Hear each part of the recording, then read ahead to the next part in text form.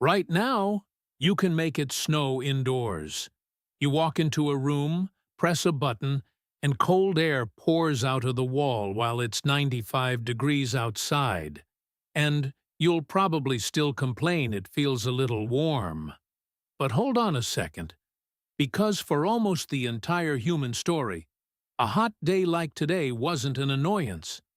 It was a threat that could kill you before sundown. No air conditioning, no fridge, no cold glass of water. Just the sun, bearing down, and a body that had to keep itself from cooking from the inside out. Heat has quietly killed more humans than almost anyone realizes. And every single ancestor you have made it through summers that killed the ones who couldn't. So how did they do it? With no machines, no ice, nothing but shade, sweat, and a handful of brilliant tricks. The answer is hiding in your own skin.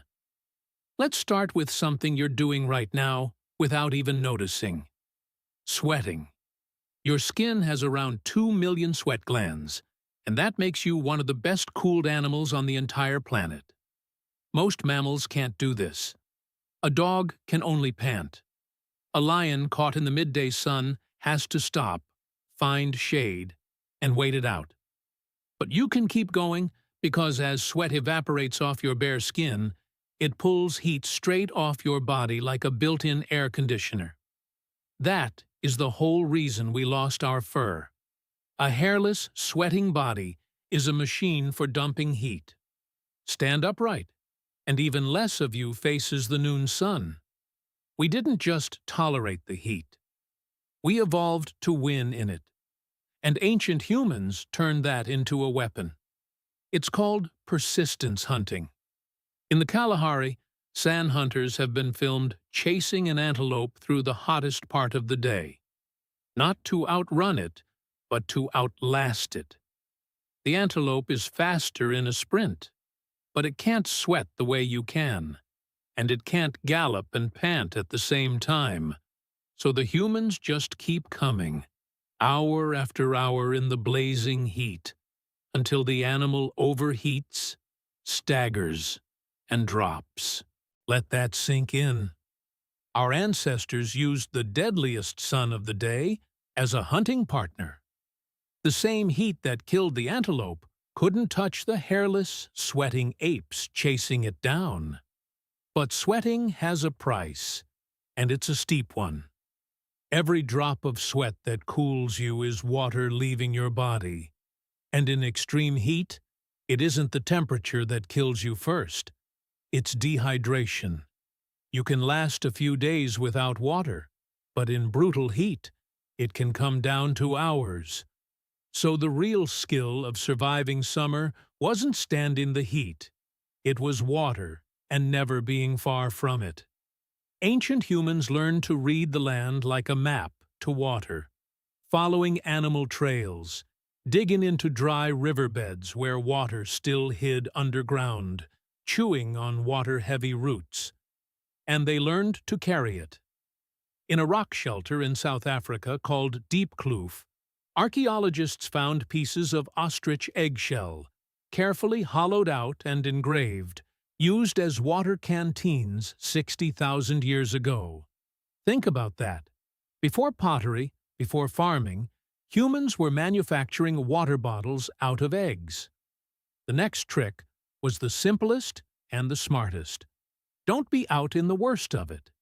Every desert culture on Earth eventually figured out the same thing. The middle of the day is for hiding. That's where the siesta comes from.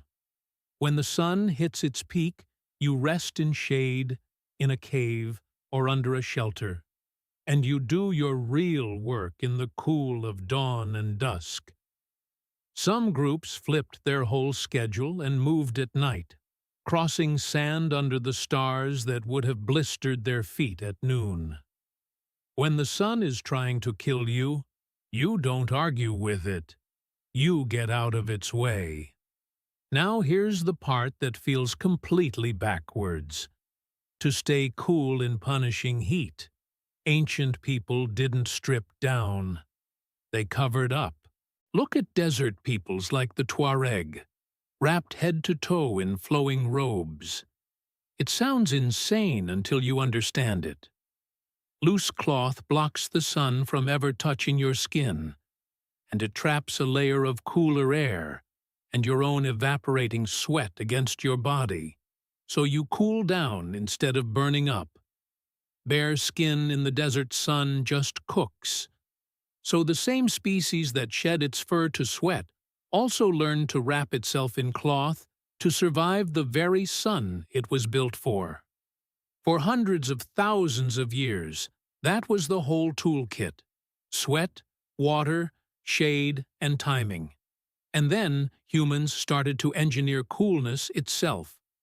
Around 3,000 years ago in Persia, people dug qanats, miles of underground channels that carried cool water beneath the desert without letting it evaporate away. They built wind catchers, tall towers designed to funnel any passing breeze down into the rooms below. A working air conditioner made of nothing but clever architecture. They even built yakhchals, domed ice houses that made and stored ice in the middle of the desert. For the first time, humans weren't just surviving the heat. They were reshaping the world to beat it. And then, in 1902, a young engineer named Willis Carrier built the first modern air conditioner. In a single lifetime, we conquered the summer that had shaped us for 1,000,000 years. And here's what makes all of this matter. That long fight with the sun didn't just keep us alive. It built the body you're sitting in right now. The hairless skin, the 2 million sweat glands, the long legs made for endless walking, the instinct to duck into shade at noon. You are, at your core, a heat-adapted endurance animal from the African sun. Your body is desert equipment. We are one of the only creatures on Earth that can chase prey through the hottest hours of the day and win.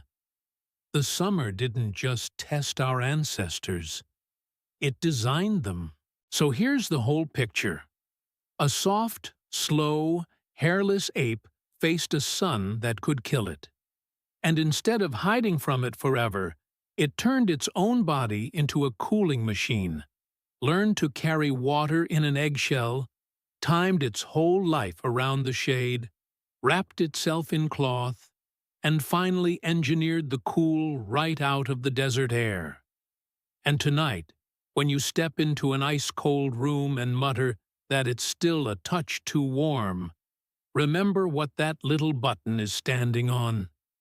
1,000,000 summers your ancestors survived with nothing but sweat, shade, and stubbornness.